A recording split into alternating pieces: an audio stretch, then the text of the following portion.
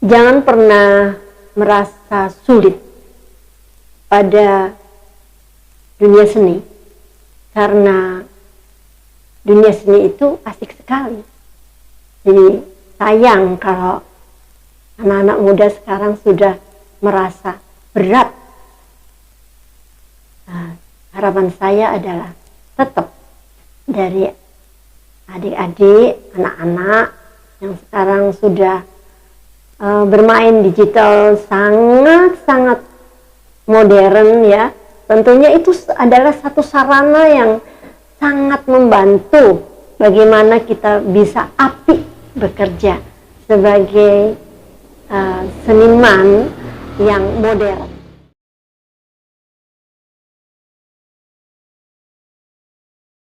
Kali ini kita bertemu dengan seorang aktris, yakni saya menyebutnya Mbak Ndindi Indiati atau panggilannya Mbak Ndindi.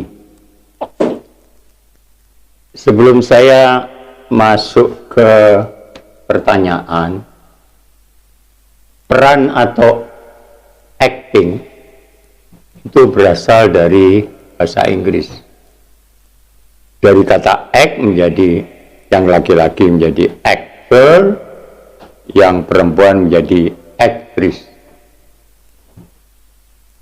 Mbak Ndindi, saya yakin bahwa Mbak Ndindi begitu banyak mendapatkan piala-piala atau hadiah-hadiah. Karena Mbak Ndindi ini adalah seorang aktris yang pernah berada di Bingkil Teater Rendra di Depok. Kalau di Surabaya, beliau ini ada di Dewan di Bingkil Muda Surabaya. Ya. Dari perjalanan ruang dan waktu, Mbak Ndindi mendapatkan banyak sekali piagam atau piala tentang apa namanya perjalanan ke aktrisannya. Pernah menjabat yang namanya aktris terbaik Jawa Timur, piala gubernur, dan masih beberapa lagi nanti bisa ditanyakan. Mbak Ndindi, kira-kira Anda senang teater itu sejak kapan loh? Jujur saja saya dari SD itu sudah senang baca-baca puisi, Dad. Oh. Ya. Jadi baca puisi, bahkan bikin puisi, begitu. Ya. Jadi selain senang teater juga senang puisi. Awalnya saya dari puisi dulu, dari baca puisi dulu, gitu Pak. Oh. Kalau dulu saya lebih ke deklamasi ya, jadi. Iya. Iya. Terus akhirnya ya udah terus baca-baca puisi begitu. Sudah lama sekali sebetulnya, tahun 70, 80 lah. Saya masuk di... Kalau masuk seni teater itu sejak kapan itu? SMA. SMA? Jadi teater di SMA sana? Ya. Oh ya, saya sama. SMA sudah ada grup teater begitu. Lalu di Surabaya ada Bingkil Muda Surabaya. Dan saya tahu kalau Mbak Ndindi pernah menjadi ketua Bingkil ya. Ketua Bingkil Muda Surabaya. Iya. Dan saya mendengar juga masih latihan Mbak Ndindi. Masih latihan teater. Saya tidak tahu judulnya apa. Yang ingin saya tanyakan adalah seni peran itu menurut Mbak Ndindi sulit tidak? Tidak ada yang sulit. Oh, iya. Ketika kita karena ini yang bicara hati ya, hati yang bicara, jadi tidak ada hal yang sulit. Bagaimana kita memerankan karakter masing-masing ada yang ada dalam naskah, begitu. Ya. Acting atau peran itu bagi saya juga sesuatu yang indah. Bagaimana memerankan seorang tokoh yang berbeda dengan kita tentu tidak gampang. Ya. Oleh karenanya maka kira-kira peran tokoh apa aja yang pernah disandang oleh Mbak Didi, yang pernah di bengkel Teater Rendra, pernah di bengkel Buddha Surabaya. Yang paling sering saya selagi masih muda ya, lagi masih muda, justru saya menjadi orang tua. Justru menjadi orang tua. Justru saya menjadi nenek-nenek. Itu adalah tantangan. That's difficult ya, sangat difficult. Tantangan itu memang sedemikian rupa, memang harus menjadi orang di luar. Orang di luar, sehingga tidak gampang menjadi aktor. Kira-kira untuk apa namanya, menghafal naskah itu menurut Mbak Didi sulit nggak? Enggak juga. Karena kalau kita senang melakukan semua apa yang akan kita lakukan dengan senang, itu kan tidak ada yang sulit. Jadi begitu. At least sekarang saya justru sedih ya, Dan. Sedihnya itu susah cari generasi muda, adik-adik senang teater. Iya, senang dulu saja itu susah. Susahnya di mana kira? Entah ya, saya nggak tahu. Mungkin dia sudah jera duluan dengan, artinya begini. Awal saya main teater itu memang tidak pernah. Jadi ketika Mas Willy almarhum Mas Rendra memberikan ajaran-ajaran pada kita bahwa tidak bertemu naskah dulu kan. Kehidupan tiap hari. Beliau selalu mengatakan bahwa ketika kita hidup sekarang ini adalah kita sudah bermain drama. Ya. Jadi aktingnya harus benar-benar luar biasa kan begitu. Betul. Ya. Dan itu saya benar-benar pelajari itu. Terus terang saja saya bukan sekolah drama atau bagaimana, tidak. Jadi saya memang otodidak. Jadi murni saja saya berjalan dan melakukan sebagai. Kalau Mbak Didi itu didak, ya, kesulitan apa atau pernah terjadi dengan seorang sutradara? Karena teater modern bagi saya ada naskah, ada sutradara. Ya. Kemudian kita bagi lagi menjadi ticketing itu commercial function, estetik functionnya itu sutradara dan kru serta pemain. Ada enggak itu kira-kira jengkel sama sutradara? Enggak, Dan. Saya selalu menunggu sutradara. Kamu kok begitu gitu. Justru kalau saya pernah dapat salah satu sutradara di bengkel, sangat diam orangnya, sangat diam. Di bengkel Buddha Surabaya maksudnya, senior saya. Dia tidak pernah komentar apapun. Lalu saya itu menjadi gelisah malah kalau begitu. Lalu kira-kira peran itu kan tidak gampang. Peran itu di atas pentas tidak gampang. Kesulitan-kesulitan yang terjadi dengan lawan main, ya, itu pasti pernah terjadi. Karena bagaimana juga dua kepribadian yang sulit untuk dipertemukan. Tapi menurut Mbak Didi kira-kira bagaimana ketika kita menyamakan? Iya, bagaimana itu? Ya, jadi begini, kalau dari pengalaman saja, saya yang untung, soalnya saya selalu bermain dengan aktor-aktor handal. Jadi dari situ sebetulnya kuncinya.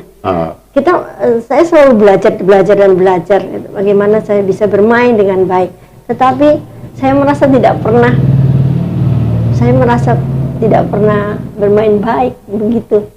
Karena yang membuat saya terangkat dalam pementasan itu adalah pancingan-pancingan dari lawan main yang sangat bagus gitu. Dan kebetulan saya selalu mendapat partner yang senior. Sebab kalau aktor atau aktris yang kemudian merasa dirinya hebat malah justru tidak hebat. Itulah yang kemudian pertanyaan saya selanjutnya, kalau saya membaca sebuah teater besar di luar negeri itu, ini ada sebuah naskah. Naskah itu sebelum dipentaskan diputuskan sebelum dibagi, saudara menentukan siapa ABC-nya. Itu ada play reading committee.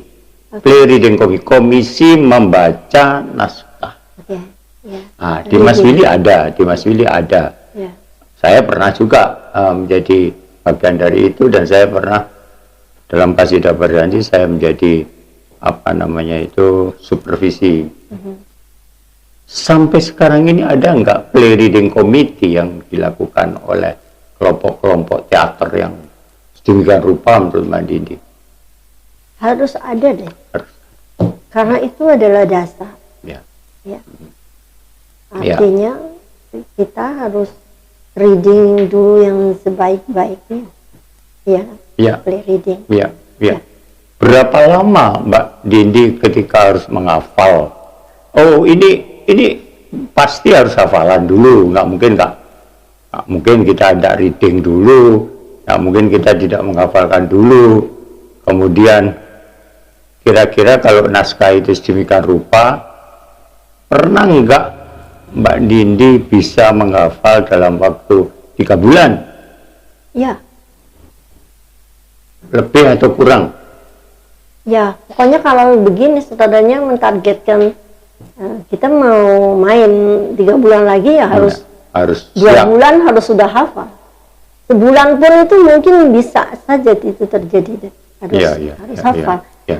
Kalau kunci saya itu menghafalkan lawan bicaranya dulu. Betul. Baru kita paham, oh saya pasti jawabin. Sebab tidak gampang kita harus nyaut. Tidak dialog kita sendiri. Dialog kita akan ini sementara lawan main kita berubah karena kan Q-nya itu harus ada. Q pemain itu kita harus hafal. Nah itu. Apakah Q pemain bisa dirubah menjadi gestur misalnya, atau mata, atau apa gitu? Enggak, itu mengalir saja. Mengalir aja ya? Mengalir aja. Oke. Kadang-kadang saya melihat teman-teman itu ketika dia blank gitu, pasti main mata atau gestur dan lain sebagainya. Bisa jadilah itu kan. Itu kan bisa berubah ketika kita berada di panggung. Betul. Kan? Sementara ini Mbak Dindi pernah berapa kali main di panggung proscenium, panggung tertutup itu, atau berapa juga bermain di arena? Lupa. Pernah di arena dan pernah di panggung kan? Iya. Enak mana main di arena sama main di panggung? Karena drama modern sekarang ini kan banyak di arena, di panggung itu semua rupa. Saya sih lebih senang di panggung. Arena itu saya juga ada beban tersendiri begitu. Tetapi kita harus kan begitu. Betul. Begini Mbak, adakah Mbak Dindi mementaskan sebuah cerita apapun seperti yang saya alami, misalnya begini. Ketika saya di Italia, saya lihat Oedipus, sebuah plotron yang sedemikian rupa. Ketika saya di Cina, saya melihat Sampai Engkai. Bahwa Sampai Engkai itu telaga Sampai Engkai, dan desainernya itu sedemikian rupa, sutradaranya dari Amerika. Airnya itu 2 cm di bawah airnya ada papan, ada panggungnya, sehingga untuk ini itu. Di kita teater modern semacam itu belum. Kira-kira punya gagasan semacam itu enggak? Di Thailand, kalau ini panggung, maka di depan panggung itu kosong, baru pengunjungnya ke atas. Kosong ini misalnya kalau gajah lawan gajah berperang, atau kalau anak muda main sepeda motor ya di situ. Kalau mainnya di atas panggung. Saya tidak melihat teater semacam itu di Indonesia. Gagasan-gagasan semacam ini Mbak Dini ada nggak? Saya kepingin itu sejak dulu, Den. Jadi makanya ketika saya bilang sedih sekarang karena karena perjalanan usia ya. Tetapi kita tidak boleh ngomong ya, usia atau artinya sebenarnya ada aktor tambah tua tambah hebat kan. Tidak boleh turun.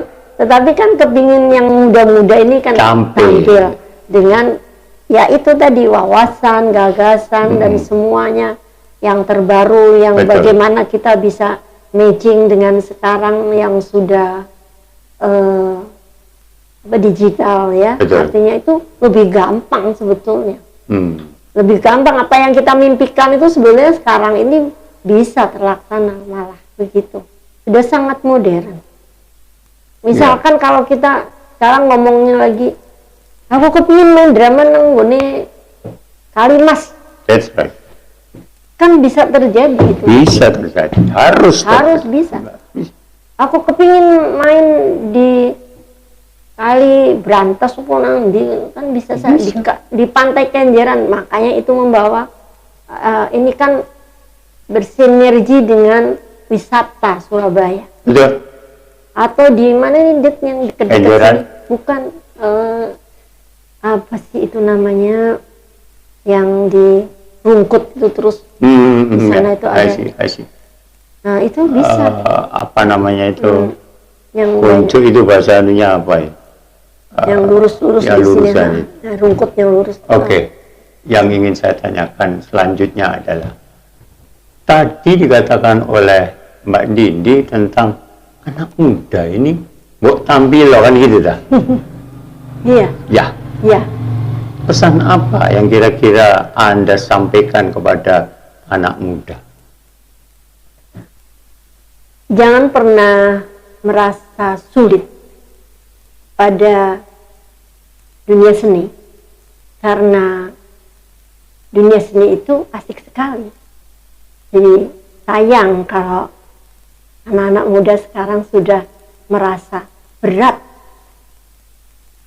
Nah, harapan saya adalah tetap dari adik-adik, anak-anak yang sekarang sudah bermain digital sangat-sangat modern ya. Tentunya itu adalah satu sarana yang sangat membantu bagaimana kita bisa apik bekerja sebagai seniman yang modern. Jadi itu yang saya tunggu pada kalian. Baik, Pak Didi masih di penghujung gitu. Ya. Teater sudah menjiwai Anda ya. Teater itu sudah menjiwai Anda. Juga baca puisi yang saya tahu Anda begitu hebat. Dari teater ini, apa yang membuat Anda merasa bangga, kemudian merasa saya hidup ini sudah komplit, atau merasa bahwa saya ini memang dituntut? Contoh seperti saya, begini-begini ini kan, kata dokter saya itu harus happy. Begini saya happy kok. Ya. Kira-kira sama enggak gitu? Sama. Jadi ya memang harus happy. Harus happy. Tidak bisa kemudian, loh, ngapain kok orang aku gini happy. Ya. Nah sama kan kalau kita main teater dan sebagainya, happy. Ya karena kalau kita ya, kita ini kan dari muda. Betul. Mau tidur di markas tanpa alas pun kita lakukan. Betul. Mau tidak mandi misalkan bisa. Betul. Mau makan nasi bungkus yang sekarang mungkin nasi bungkus 5.000-an atau apa itu ya. Nasi kucing. Ya. Makan dan happy. Itu saja. Semua dilakukan itu. Dan nggak ada artinya begini. Aku nggak mau nyapu. Aku nggak ada. Kan begitu. Betul. Itu. Betul. Dari naluri kita itu harus benar-benar ya menyatu dengan alam. Karena energi itu, misalkan kita nggak pernah pakai sepatu, nggak pakai sandal, itu padahal lebih bagus sebagai seorang pemain ya. Kalau saya begitu, karena dari Mas Willy begitu. Jadi tanah ini akan membumi pada tubuh kita, kan begitu. Pertanyaan agak sensitif. pernahkah Mas Willy secara pribadi memberikan petuah atau begini loh Dik, acting itu begini loh Dik, pernah nggak Mas Willy? Sebetulnya off the record ya. Ya, nggak apa-apa. Ya, itu adalah sendiri sih, saya memang pernah dikasih tahu sama Mas Willy bagaimana kita menjadi seorang aktor, aktris. Dan ketika saya memang khusus dipanggil dan diundang beliau di Bengkel Teater Rendra, pada saat itu saya memang sudah menerima penghargaan aktris Jawa Timur waktu itu, dan saya adalah satu-satunya dari Jawa Timur yang diminta untuk bermain di sana, dan saya sempat 3 tahun di sana sampai Mas Willy meninggal, dan itu tidak terlaksana pementasannya. Jadi itu pembelajaran yang mahal sekali buat saya, meskipun tidak jadi pentas. Saya sering loh latihan setahun nggak main, itu juga sering, dan nggak apa-apa. Ya apa dasarnya, happy. Itu tadi. Nggak ada lain. Ya. Jadi menurut Anda teater itu apa? Menurut Anda? Menurut saya, karena saya nggak pernah belajar tentang menurut teater. Anda? Ya saya suka saja gitu. Jadi saya memang kepingin, jadi sudah mendarah daging ya itu, begitu. Meskipun saya dulu terus terang saja disiwa sama keluarga, karena 2 kakak saya adalah pejabat-pejabat, enggak pejabat, artinya dia orang-orang penting yang sekolahnya itu jadi artinya yang waduh sudah begitu ya. Saya enggak, saya memang paling tapi happy kan? Tapi happy. jadi dulu kalau dibilang kenapa main begitu-begitu, apa itu? Sampai tidak boleh begitu, artinya ya saya laju aja terus. Sampai pada akhirnya saya bisa ke Mas Willy. Itu adalah bentuk satu, ini loh saya sudah jadi pemain teater gitu. Jadi dengan malu-malu. Terus dia mau menghitung dengan maaf uang. Lalu tapi apa, dapatnya apa? Enggak bisa, ini lebih mahal dari yang bisa kamu dapat sekarang secara duniawi, artinya begitu. Ini nggak bisa dihitung dengan 1 ditambah 1 sama dengan 2, enggak, ya kan? Itu mahalnya. Pertanyaan penghujung, Mbak Dini punya putri. Ya. Anda yang ikuti jalur saya. Sebetulnya semua itu ada di bidang seni masing-masing, tetapi tidak tergodok dan menggodok dirinya. Kalau saya kan menggodokkan dirinya, menggodok diri sebagai kepingin aku di situ. Nah kebetulan secara saya puluhan tahun saya di advertising, beberapa advertising, ya ada advertising yang cukup punya nama di kota Surabaya. Jadi dunia advertising itu dan dunia saya di seni peran, saya kan cuman wayang, Dad. Saya ini nggak bisa apa-apa loh, Dad. Saya ini cuman wayang yang dipakai sama dalangnya main. Kalau nggak dipakai main, taruh di kotak, kan begitu. Tapi saya seneng, gitu aja. Jadi saya matchkan itu antara saya bekerja. Dan dulu bekerja sih pernah di beberapa bank. Karena monoton, saya nggak suka. Artinya ketika ada Surabaya Post waktu itu, ada lowongan kerja ya. Kok advertising, ini kok begini gitu. Suka saya. Di sini advertising itu luar biasa, dan kerjanya juga luar biasa. Penuh acting kan. Dan ketemu klien misalkan begitu. Ketemu media-media. Dunia seni lah. Ya, dunia seni. Pasang iklan. Kan begitu. Zaman dulu. Itu. Lama di advertising? Oh, lama aja, 20-an tahun. Dulu jadi, dulu jadi bos, sekarang enggak. Jadi saya berhenti karena Mas Willy. Di tahun 2016 tuh ketika Mas Willy istilahnya Mas Willy waktu itu melamar saya untuk bisa ada di bengkel teater Renda dan menjadi dia sih bisik-bisik dan dikukuhkan bahwa saya akan menjadi murid terakhirnya begitu dan anak saya. Maka datanglah saya ke sana dan saya lepas ini. Oh, jadi bos periklanan dilepas. Nah, saya bukan bos. Ya pokoknya saya di owner lah. Melepaskan diri dari dunia periklanan. Bukan main. Saya datang ke bengkel teater Renda. Bukan main. Saya hanya belajar membaca koran di sana. Iya. Dan koran di sana nggak boleh buat lambarannya goreng kerupuk atau pisang goreng, enggak. Ya. Iya kan? Ya. Mas Tan didikan sempat tahu persis bagaimana Mas Willy. Kita membaca koran demi koran itu sampai satu sama lain paham bagaimana kita membaca. Betul. Jadi kau nek maca kudu kaya penyiar TV. Betul, harus beda. Jadi harusnya. Nah, maka disitulah pembelajaran itu ada satu cerita yang tidak pernah saya lupa, bisa saya lupakan gitu. Ya. Mahal. Betul. Jadi saya masih rindu juga sih Dad sebetulnya. Iya. Next time kita cari momen-momen yang tepat untuk kita kumpul, untuk kita main sama-sama gitu. Semoga masih bisa menghafal. Itu yang paling penting. Kita yang sudah tua-tua ini kan menghafal setengah modal, setengah mati. Ampun saya kalau sudah menghafal. Iya.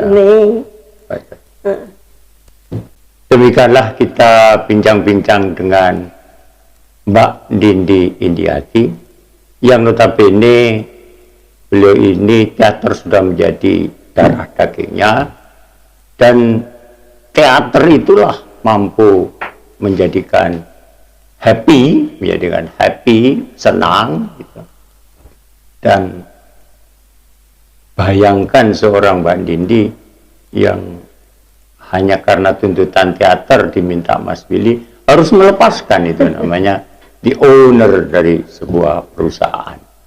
Kita jumpa kembali dengan topik yang berbeda.